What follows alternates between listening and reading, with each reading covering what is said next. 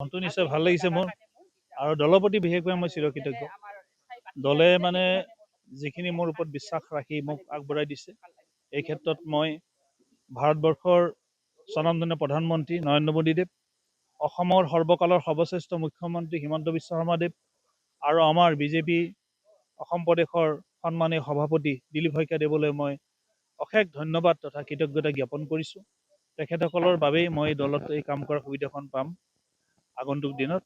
আৰু গতিকে বৰ্তমান অৱস্থাত আমাৰ দলৰ যিবিলাক কৰণী আছে, কৰণীখিনি কাম কৰি আগবাঢ়ি গৈছোঁ। সকলো কাৰ্যকৰ্তাই নিষ্ঠাসহকাৰে কাম কৰি দলটো শক্তিশালী ৰূপত প্ৰতিষ্ঠা কৰিবলৈ অগ্ৰসৰ হৈছে। আৰু সেই দলটোতে মই যিহেতু টিকেট পাইছোঁ বা মানে আগবাঢ়িম, গতিকে মই তাৰ বাবে তেখেতসকলক অশেষ ধন্যবাদ জ্ঞাপন কৰিছোঁ। প্ৰথম কাম হিচাপত চাব গ'লে মই ইয়াতে আন্তঃগাঁথনি উন্নয়নৰ ওপৰত বেছি গুৰুত্ব দিম। আন্তঃগাঁথনি বুলি ক'লে আমাৰ ৰাস্তা পদূলি, যিটো আমাৰ MB ৰোডটোৰ কাৰণে বহুখিনি মানুহৰ এটা কমপ্লেইন আছে। MB ৰোডটোৰ ওপৰত আমি গুৰুত্ব প্ৰদান কৰিম। লগতে আমাৰ ষ্টেডিয়ামৰ বহুত এটা কমপ্লেইন এটা আছে। আমাৰ দুটা আমাক ষ্টেডিয়াম লাগে, টংলা ষ্টেডিয়াম হওক, কালাইখন লাগে, সেইখিনি আছে। ৰেলৱে ষ্টেচনৰ ওপৰত অভাৰব্ৰিজৰ কথা আছে, সেইখিনি লাগে আমাক।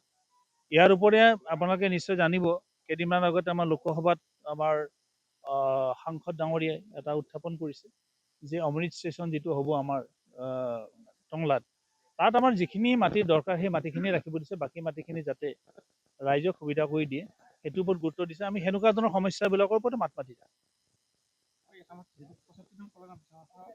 সমস্যা আছে, আমাৰ দুখন টাউনতে সমস্যা আছে।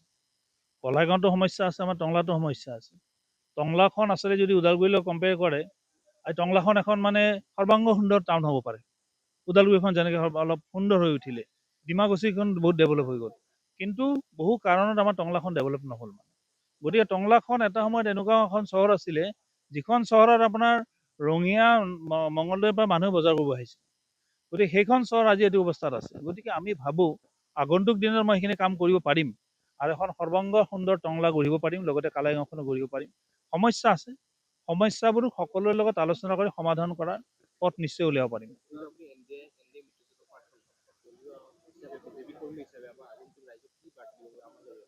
NDA প্ৰাৰ্থী হিচাপে মই পুনতে দুইটা দলৰ কাৰ্যকৰ্তাকে মই আহ্বান জনাম। আমাৰ ভাৰতীয় জনতা পাৰ্টীৰ যিখিনি কাৰ্যকৰ্তা আছে সেইখিনি নিষ্ঠা সহকাৰে লাগি আছে, সেইখিনি আমাৰ লগতে আছে। কিন্তু যিহেতু BPF দলটো এটা বেলেগ হেৰিৰ দ্বাৰা পৰিচালিত সমিতিৰ দ্বাৰা, গতিকে BPF দলেও নিশ্চয় আগবাঢ়ি আহিব তেখেতসকলে। আৰু তেখেতসকলে যিটো NDA হিচাপত আছে, গতিকে আমাক সহযোগ আগবঢ়াব তেখেতসকলে সকলোৱে। প্ৰতিদ্বন্দ্বিতা বুলি ক'ব গ'লে আমিতো সৰ্বশক্তিমানত আছোঁ। আমি ধৰক BPF আৰু আমাৰ বিজেপি সমন্বিতভাৱে শক্তিশালী ৰূপত আছোঁ।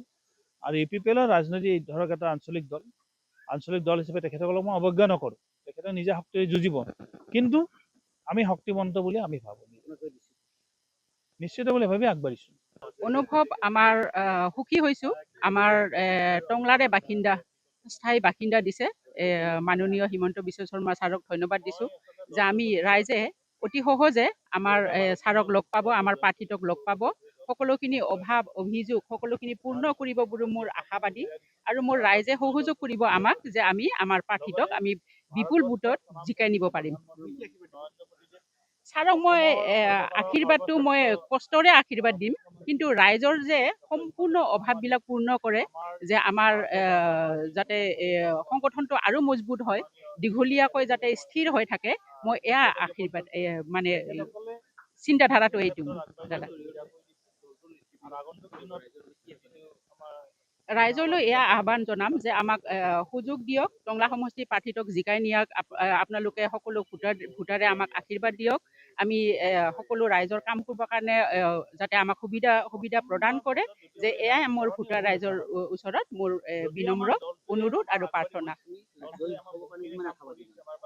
জয় হ'বৰ কাৰণে আমি 100% আশাবাদী, কাৰণ আমাক ৰাইজে সকলো ফালৰ পৰা আঁকোৱালি ল'ব।